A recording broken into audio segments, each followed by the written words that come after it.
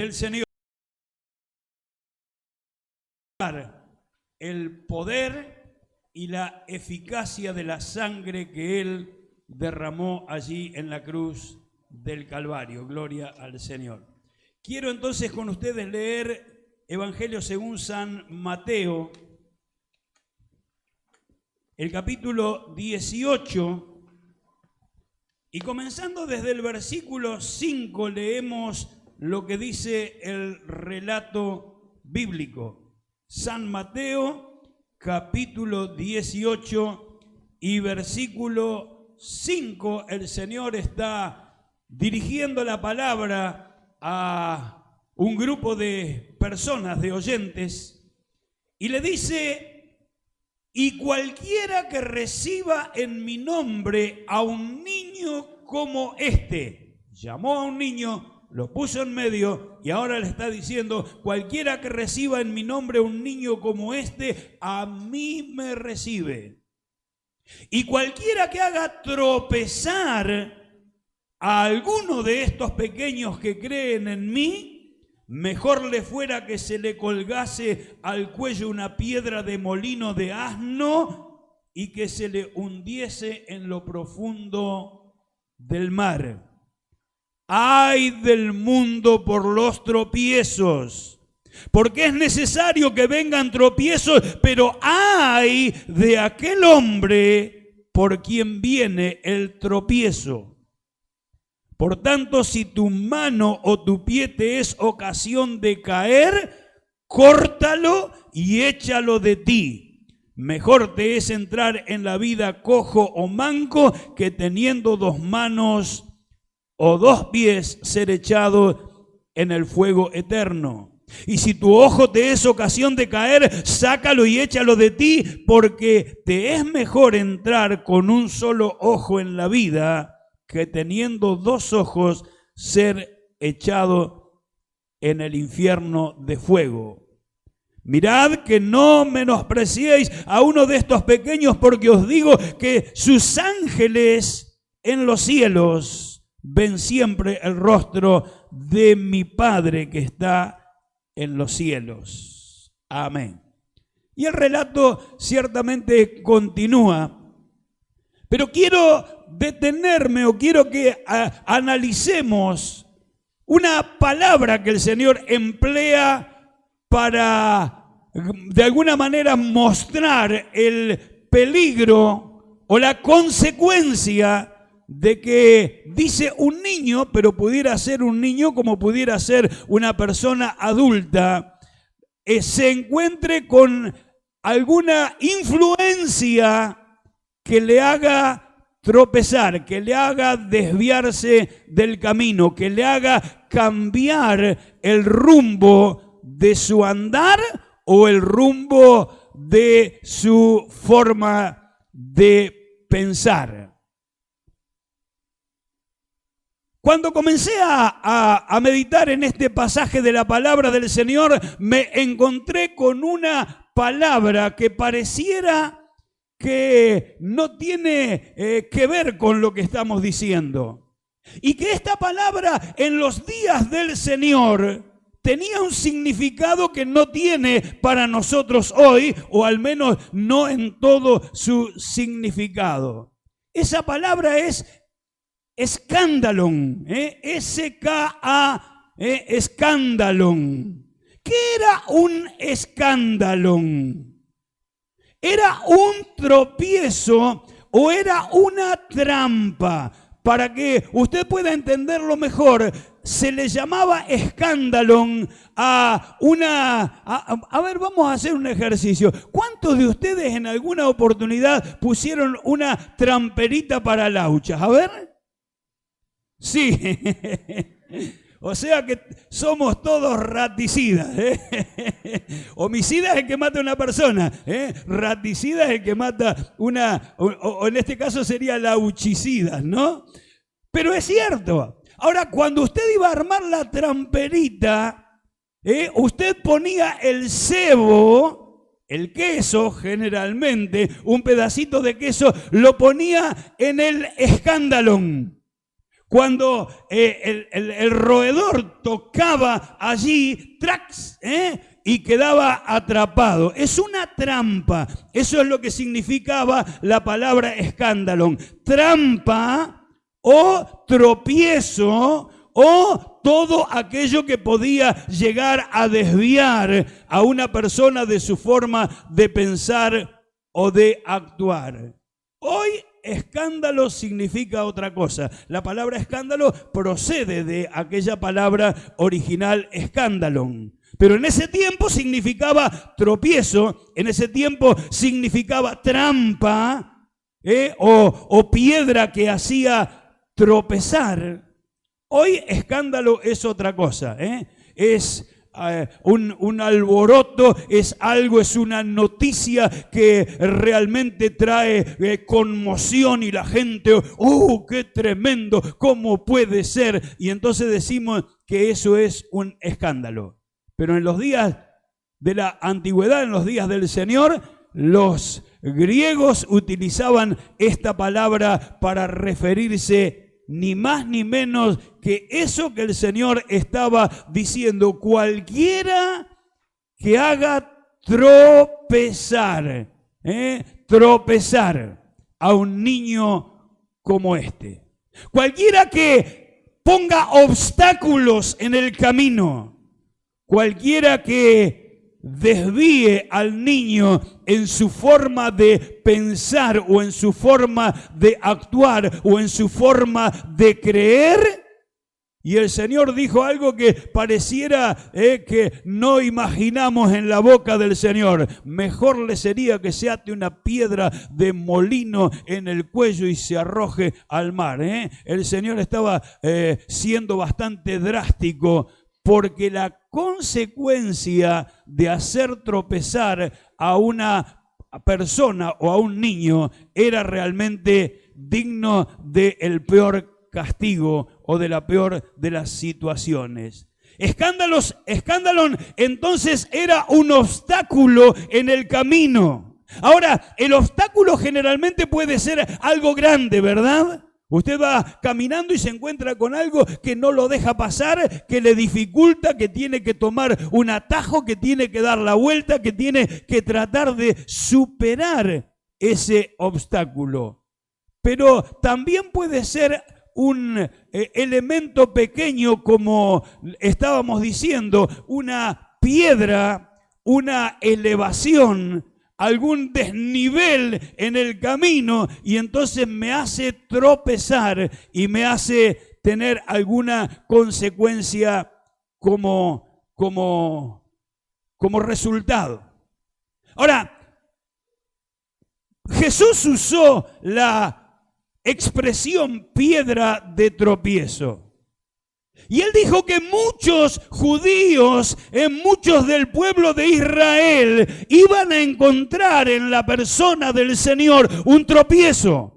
Y vaya si lo encontraron, porque ellos habían imaginado que el Señor iba a ser un libertador físico, que iba a emplear el poder para derrocar al imperio romano y traerle libertad a los judíos. Esa era la concepción que ellos tenían acerca del Mesías, del que venía a librarlos. Pero cuando lo ven morir en la cruz, y cuando Jesús hablaba de la necesidad de su muerte, ellos no lo podían entender y para ellos era piedra de tropiezo. ¿Cómo? Si nos va a venir a libertar, va a morir. Y entonces se encontraban con algunas dificultades que les hacían o que les hacía a ellos tropezar y dudar y descreer, así como escuchábamos al comienzo. Cuando los discípulos llegaron a la tumba, estaban los lienzos allí envueltos, pero el Señor no estaba. Y dice que no lo creyeron, vieron que estaba vacía, vieron, tenían fresco todavía las palabras del Señor que le había dicho: voy a morir, pero voy a resucitar al tercer día. Y ahora hoy ya es el tercer día y algunos dicen que, pero no había convicción de que eso había sido una realidad. Tropiezo es todo aquello que desvía del camino de Dios. Es todo aquello que me impulsa a no hacer la voluntad del Señor. Es todo aquello que me causa desánimo para seguir al Señor. Es todo aquello que hace perder la fe o me hace enfriar espiritualmente. Y cuando decimos estas cosas, seguramente que estamos encontrando cosas en nuestra vida o en nuestro transitar diario y decimos, eso era un tropiezo, pero lo pude superar. Este otro era también un motivo que quería desviarme, pero el Señor me asistió y lo pude superar. Por eso hoy estoy aquí rindiendo culto al Señor. ¿Identifica algunas piedras de tropiezo que tuvo que superar en el camino? Seguro que sí, ¿no? Seguro que sí. De todos los colores, podríamos decir. Piedras de tropiezo ajenas a nosotros, pero a veces piedras de tropiezo cercanas a nosotros. De la inmediatez. Situaciones que surgen, que usted no espera, por cierto, y que de pronto se encuentra sea con el obstáculo o sea con el tropezón que me quiere desestabilizar y a lo cual tengo que levantarme nuevamente y recomponerme para seguir el camino. Por eso el paisano dice que un tropezón, pero puede ser. No es caída, pero puede ser. Y si llegara a ser caída, el tropezón me hace caer, el Señor me va a levantar, pero tiene que contar con mi voluntad para levantarme y para decir, Señor, ayúdame. Ahora, ¿cuántas cosas vienen a veces a nuestra vida para desalentarnos, para desanimarnos, para hacer bajar los brazos, para darnos por vencidos? Para decir no sigo más, no continúo más. Todo este esfuerzo que hago y no veo los resultados que yo quisiera tener. Bueno, y tantas otras cosas que uno puede imaginarse, hermano. Entonces necesitamos reconocer, identificar aquellas cosas que pueden ser un obstáculo o que pueden ser una piedra de tropiezo en el camino. Y cuando digo piedra de tropiezo, vio que hay piedras grandes y piedras pequeñas, ¿vio? La piedra en el zapato, por ejemplo, ¿vio? Usted va caminando y le entra una piedrita. Y, ¡ay! No puedo caminar. Pero ¿sabe? Si usted no saca enseguida la piedrita, aunque molesta, en algún momento usted ya la va a asociar. Y va a seguir caminando con la piedra en el zapato y aunque produce una molestia, en la medida que vamos avanzando es como que también se va acomodando y seguimos caminando con la piedra. Pero la idea es que la piedra no tiene que estar porque va a lastimar y va a producir. Ahora, ¿cómo reconozco, hermanos, que algo es una piedra de tropiezo en el camino? Primero, porque estorba. Segundo, porque nos desvía.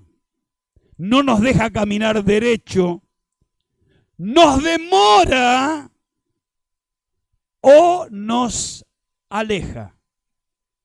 Cuando yo miro esto y digo, a ver, esta situación, esto que se me presentó delante, ¿cómo lo puedo identificar? Bueno, primero, si me estorba. Segundo, si me desvía del camino, me hace dar una vuelta. Si me demora, me roba el tiempo para seguir avanzando. O si me aleja, si me distancia. Esas cosas tienen que ser aquellos disparadores que nos lleven a nosotros a identificar si realmente lo que está adelante es una piedra de tropiezo, si es un tropiezo, si es una dificultad que quiere hacerme detener o, como decíamos al principio, si es una trampa del diablo. Porque escándalo significaba trampa, aquello que hace caer, aquello que me hace esclavo. El roedor va allí seducido por el cebo, por el queso, y allí seducido por ello, en la medida que se va acercando, va olfateando, y eso le atrae mucho más, y sin darse cuenta, inocentemente toca el escándalo, y enseguida la trampera lo atrapa y lo deja cautivo, esclavo, y muchas veces, por supuesto que es fatal. Ahora, ¿cuáles son las características de las personas? Porque, mire, si usted va caminando y se encuentra con la calle que está cortada, eso es un obstáculo, ¿verdad? Usted no puede avanzar, tiene que dar la vuelta a la manzana. Es un obstáculo, pero no es tan complicado. De última, tiene que demorarse un poquito más y dar una vueltita. Pero cuando la piedra de tropiezo viene por personas, por seres humanos, entonces necesitamos identificar cuáles son las características de aquellas personas que pueden ser para mi vida una piedra de tropiezo, un obstáculo, algo que me hace desviar. Y la Biblia abunda en expresiones que nos ayudan a identificar cuando algo o alguien está siendo para nosotros un estorbo o un tropiezo. Son personas que no ponen la mirada en las cosas de Dios. Y se acercan a usted con sinceridad, porque no es que lo están haciendo con mala intención, y le vienen a aconsejar, pero desde la ignorancia de Dios, desde el desconocimiento del Señor, y le dan un consejo nacido de la buena intención, pero que a usted le puede significar una confrontación con el Señor o ponerse en desobediencia con el Señor. Cuando pienso en esto, pienso en el ejemplo del apóstol Pedro.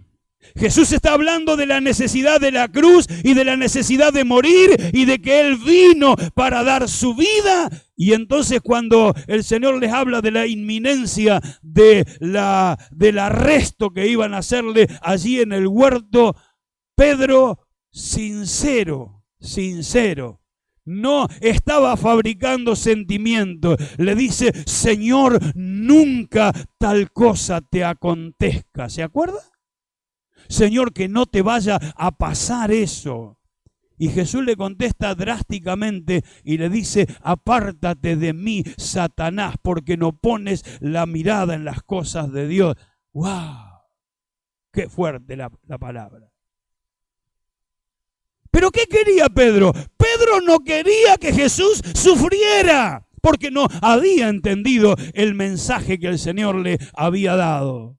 Y entonces le dice: que nunca te vaya a acontecer una cosa así. Pedro, no estás poniendo la mira en las cosas de Dios. No entendiste lo que yo te estaba explicando. Yo vine para eso.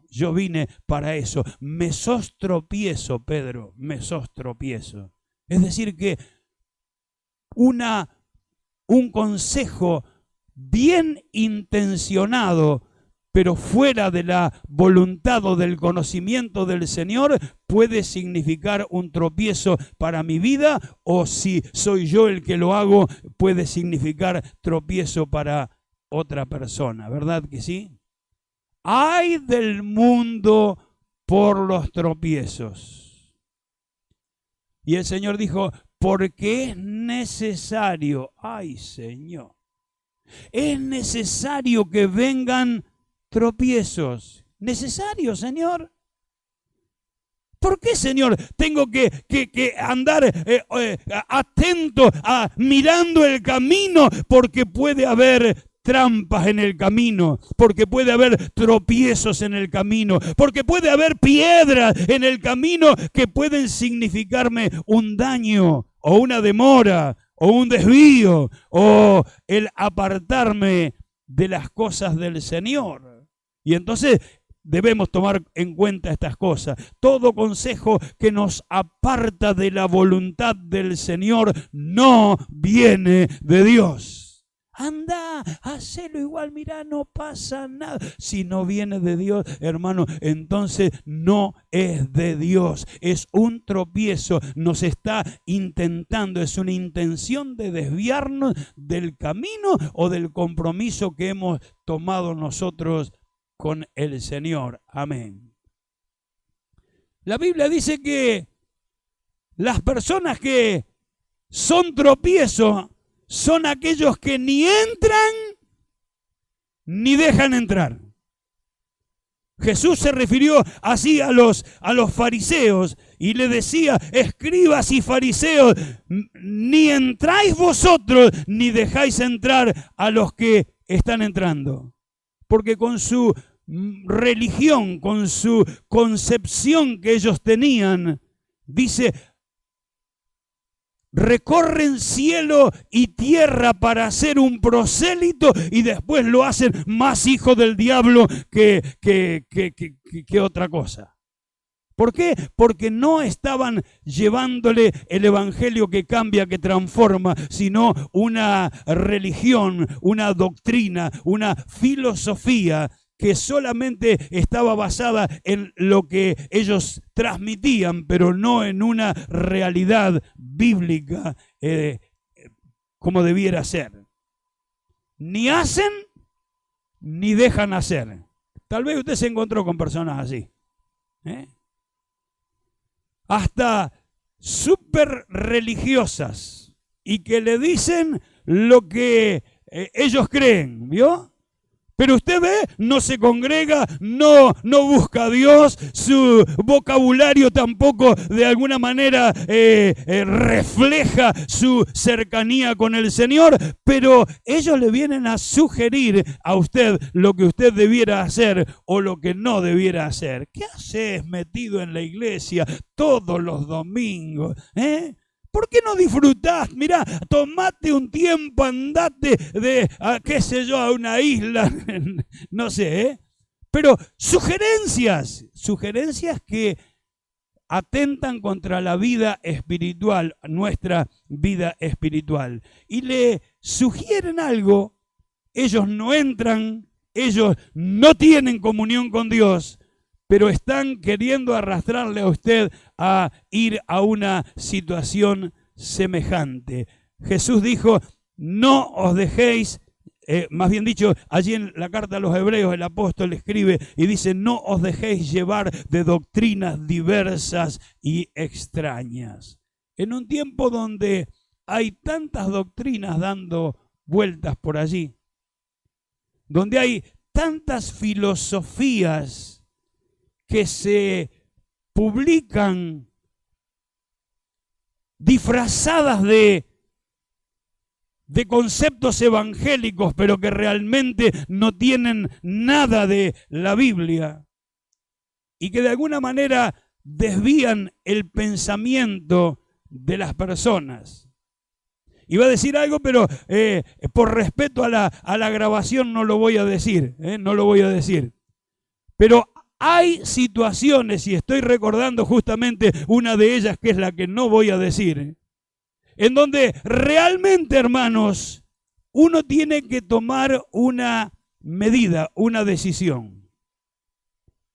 Y yo tomé esa decisión. Y la decisión fue hablar con la persona que tenía la facultad para tomar una medida acerca de lo que se estaba enseñando y predicando. Y le dije, hermano, yo quiero hacerle saber esto porque esto está mal. Y esto no debe de predicarse así. Porque no es bíblico, porque no tiene, y no voy a abundar en detalles, pero ciertamente es así. ¿Qué tenemos que hacer cuando algo que le dan el nombre de bíblico no es bíblico? ¿Lo tenemos que denunciar o no? ¿Sí o no? Si usted ve a una persona, y a mí me pasó, un hombre golpeando a una mujer allí, así que fui, automáticamente agarré el teléfono, ¿y por qué es así, hermano? Hay que denunciar esos casos para que no sucedan o para evitar un daño a una persona. Así como si usted ve que en la casa del vecino está saliendo mucho humo, usted no va a ponerse a investigar a ver de dónde sale. Usted va a llamar a los bomberos, ¿verdad? Y entonces van a venir los bomberos y van a solucionar el problema. Ahora, ¿qué hacemos cuando alguien está enseñando una doctrina que no es bíblica, que aleja de lo que el Señor estaba diciendo? Y bueno, no nos metamos. No, hermano. Hay que alertar, hay que advertir, porque esa persona que está recibiendo esa mala enseñanza se puede perder cuando nosotros nos enteramos y no hicimos nada para salvarle de la situación. Amén. Ni entran ni dejan entrar. Son personas con la capacidad de hacer aparecer como bueno lo malo y como malo lo bueno. A lo malo lo llaman bueno y a lo bueno lo llaman malo, y traen confusión con esta manera de expresarse. Ay de lo que a lo malo dicen bueno y a lo bueno malo, que hacen de la luz tinieblas y de las tinieblas luz, que ponen lo amargo por dulce y lo dulce por amargo. Es decir, trastocan aquellas realidades que traen confusión. Son personas insensibles. Escuche lo que voy a decir. Son personas insensibles con la conciencia de los demás. El apóstol Pablo era un campeón en poder evaluar justamente el daño emocional que uno podía provocar con alguna actitud. Dice, si a tu hermano le es tropiezo, no voy a comer, o si a mi hermano le es tropiezo, no voy a comer carne jamás, dijo. Estaba hablando de los tiempos de la carne, cuando se llevaba, se sacrificaban a los ídolos y todo eso. Y dice, y si alguno te ve en el lugar idolátrico, en el lugar donde hay idolatría, y alguno te ve participando allí, le puede significar tropiezo. Entonces debemos cuidarnos de todo aquel hecho o acción de nuestra parte que pueda significarle a mi hermano un tropiezo, o le desvíe del camino, o le haga pensar diferente. Insensibles. Dice, pero mirad que esta libertad vuestra no venga a ser tropezadero.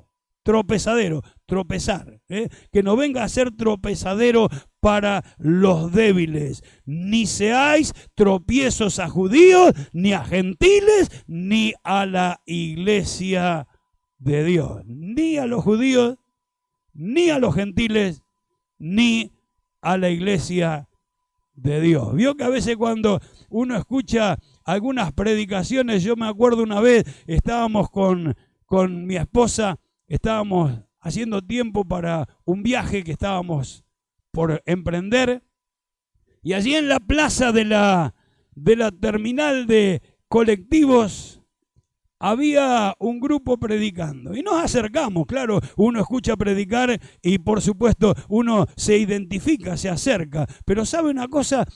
Cuando escuchamos la manera de predicar, no nos quedamos, no fuimos, no, Era el juicio, era el rayo que venía del cielo para exterminar a todos los pecadores. Y yo dije, así nadie se va a acercar.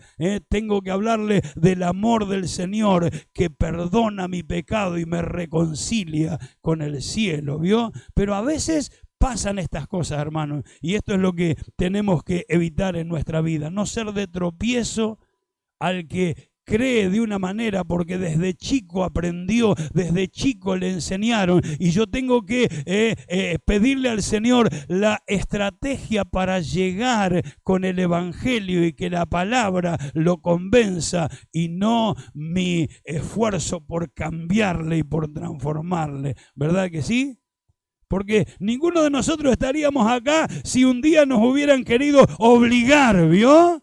Pero nos presentaron el Evangelio trabajó en nuestro corazón, nos dimos cuenta que éramos pecadores, el Señor descubrió nuestro interior y ahora me doy cuenta que necesito cambiar, que no puedo seguir así, que tengo que buscar al Señor. Y entonces nos arrepentimos, reconocimos nuestro pecado, experimentamos el perdón de los pecados y hoy le estamos alabando al Señor y agradeciendo por esa obra que hizo en nosotros. ¿Cómo podemos evitar nosotros? Porque no podemos evitar que otro se presente como un tropiezo para nosotros. Sí podemos tomar los recaudos, sí podemos estar advertidos y lo estamos para evitar cuando alguien es un tropiezo en nuestro caminar. ¿Qué tenemos que hacer? ¿O qué no tenemos que hacer? Pero el tema es cuando nosotros podemos llegar a ser un tropiezo para otros. ¿Cómo puedo entonces evitar yo ser de tropiezo a otra persona? El apóstol dice, si la comida le es ocasión de caer, no comeré carne jamás, para no poner tropiezo a mi hermano. Si usted invita a una persona a su casa a compartir la mesa, y usted sabe que la persona tuvo un pasado atado al alcoholismo, y usted pone una botella de vino en la mesa, usted va a hacer un tropiezo para esa persona, ¿o no? Porque la persona, sea por compromiso o sea por lo que fuera, va a sentirle el gusto. Así dijo una persona que tenía un negocio de venta de vino y entonces un día yo estaba allí y lo escuché a este hombre, la nariz bien colorada, vio así, y dijo, no, porque yo no tomo, solamente lo saboreo, decía, vio, pero tenía la nariz colorada, así, vio. Yo no creo que solo lo saboreaba, vio, pero bueno, lo cierto es que no tengo que ser ocasión de tropiezo a mi hermano.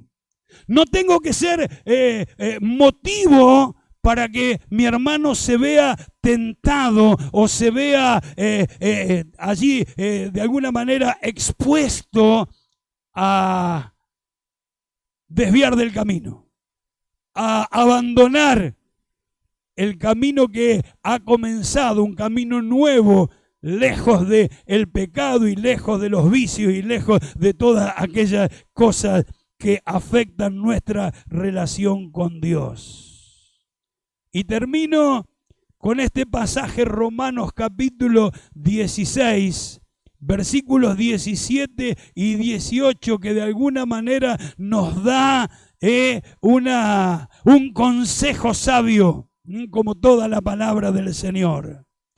Os ruego, hermanos, dice el apóstol, os ruego, hermanos, que os fijéis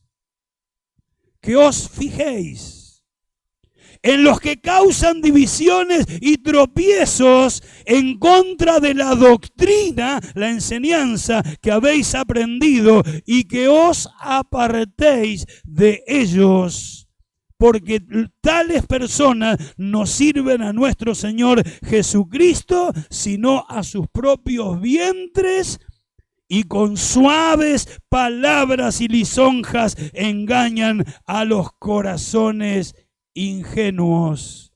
Amén. Rescatamos de estos versículos que os fijéis, que prestéis atención, que observéis, que consideres, que evalúes en aquellos que causan divisiones y que provocan tropiezos. Tené en cuenta, mirá bien, evalúa. Esto realmente es un motivo que me puede hacer tropezar, es un motivo que me puede hacer desviar, es un motivo que me puede hacer dudar de lo que creo. Que os fijéis. Y cuando identifico que realmente es un motivo de tropiezo, es algo perjudicial para mi vida, que os apartéis. Que os apartéis de ellos, porque no sirven al Señor Jesucristo. Porque no sirven, así dice, no sirven al Señor Jesucristo, sino a sus propios vientres, y con suaves palabras y lisonjas dice que engañan a los corazones ingenuos. Y eso significa que no tenemos que ser ingenuos, hermanos, porque el Señor nos dejó todas las advertencias necesarias para que no seamos engañados, para que no seamos seducidos, para que no tropecemos, para que no caigamos, para que no nos desviemos. El Señor hablaba de los niños, cualquiera que haga caer a un niño, porque el niño es el más ingenuo, el más inocente. Y entonces uno lo puede arrastrar, o lo puede adoctrinar, o lo puede impulsar a hacer algo, y el niño no identifica el peligro de ello. Pero a veces somos grandes, hermanos, y también somos víctimas de las malas influencias. Por eso que nos ayude el Señor a fijarnos, a estar atentos, a identificar, a considerar ¿a dónde me lleva si yo me dejo arrastrar por esto? ¿Cuál sería el resultado si yo accedo, o si yo lo creo, o si yo lo acepto en mi vida? ¿Cuál sería el resultado? Y me alejaría del Señor. Listo, ya está. Con eso es suficiente. Lo aparto, me alejo. No tengo nada que ver con tales pensamientos o palabras. Le quiero invitar a estar de pie. Vamos a orar al Señor y vamos a pedirle al Señor que nos dé fuerzas, porque las influencias siempre van a estar, hermanos. En el mundo tendréis aflicción, es decir, la aflicción va a ser parte de alguna manera de la vida.